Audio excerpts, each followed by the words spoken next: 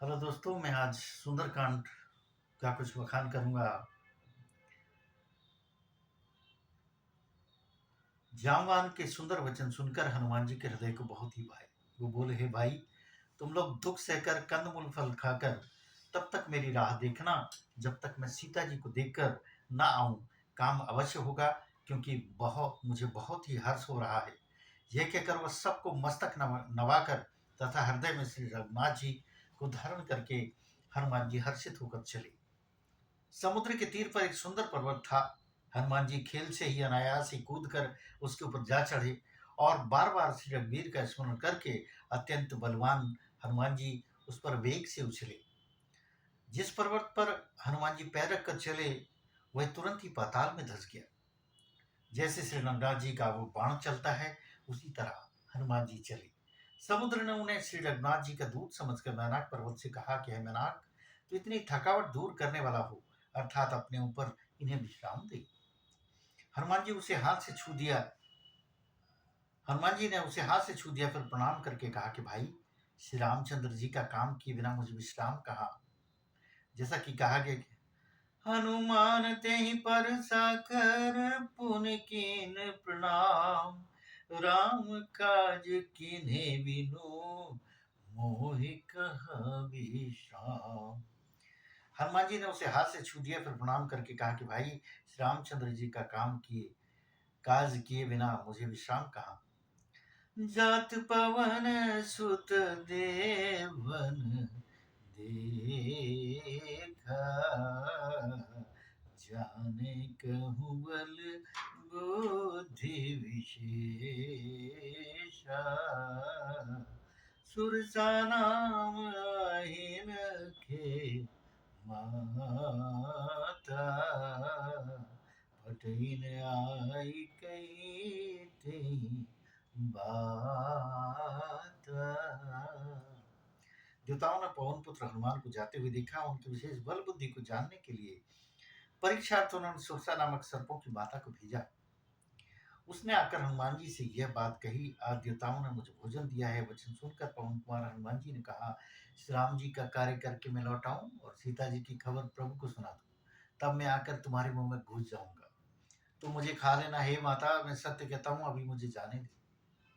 जब किसी भी उपाय से उसने जाने नहीं दिया तो हनुमान जी ने कहा, तो फिर मुझे खा न ले। उसने योजन भर चार कोस में मुंह फैलाया तो हनुमान जी ने अपने शरीर को उससे दुगना कर लिया।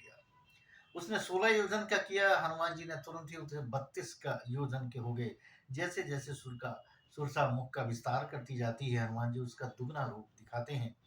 उसने 100 योजन मुख किया तो हनुमान जी ने बहुत ही छोटा रूप धारण कर लिया और वे उसके मुख में घुसकर फिर बाहर निकल आए और उसे सिर नवाकर विदा मांगने लगे। उसने कहा, मैंने तुम्हारे बल बुद्धि का भेद पा लिया है, जिसके लिए देवताओं ने मुझे भेजा था। तुम श्री रामचंद्र जी का कार्य अवश्य करोगे, क्योंकि तुम बल बुद्धि के भंडार हो।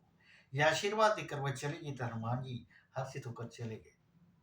समुद्र में एक राक्षसी रहती थी। वह माया करके आकाश में उड़ती हुई पक्षियों को पकड़ लेती थी। आकाश में जो जीव जंतु उड़ा करते थे, वह जल में उनकी परछाई देखकर उस परछाई को पकड़ लेते थे, जिससे वो उड़ नहीं सकते थे और जल में गिर पड़ते थे। इस प्रकार वे सदा आकाश में उड़ने वाले जीवों को खाया करती थी।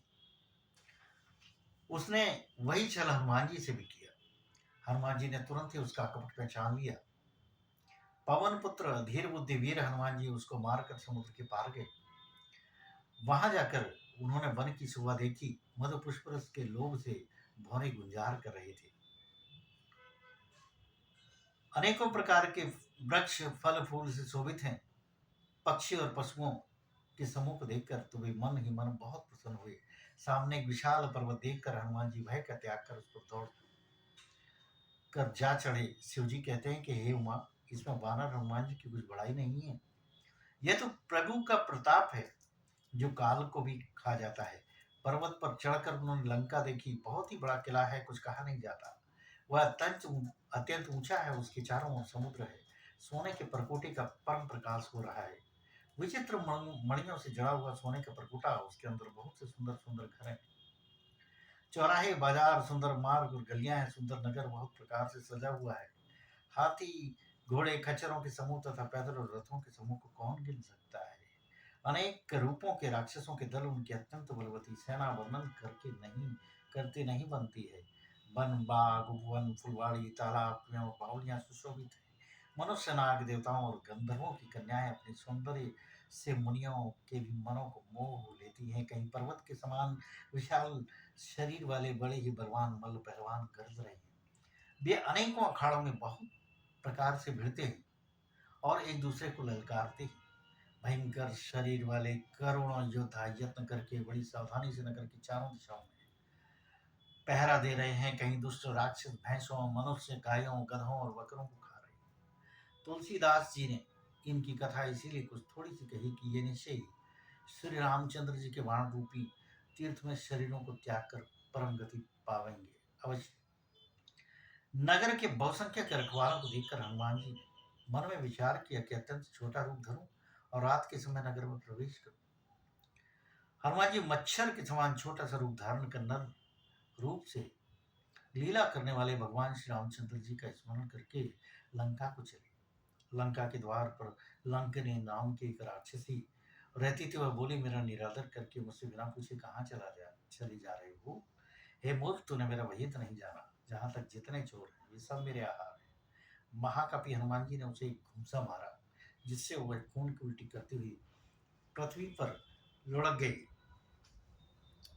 वह लंकिनी फिर अपने आप को संभाल उठी और डर के मारे हाथ जोड़कर विनती करने लगी और बोली कि रावण को जब ब्रह्मा जी ने वर दिया था तब चलते समय उन्होंने मुझे राक्षसों के विनाश की पहचान बता दी थी। जब तू बंदर के मारने से व्याकुल हो जाए तब तू राक्षसों का संहार होगा। जान लेना तात मेरे बड़े पुण्य हैं जो मैं श्री राम जी के दूत आपको अपने नेत्रों से देख रही हूँ।